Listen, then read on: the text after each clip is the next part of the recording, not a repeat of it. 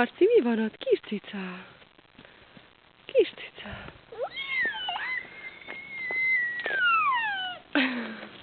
Ott a másik. Mi? Marci. Ott fürdőzik a napon. Kavi csak érdekesebbek most, úgy látom.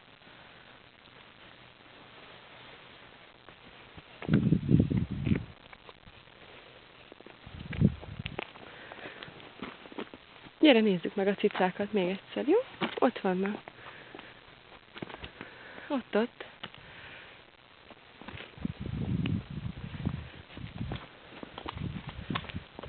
Nézd, napoznak. Napoznak.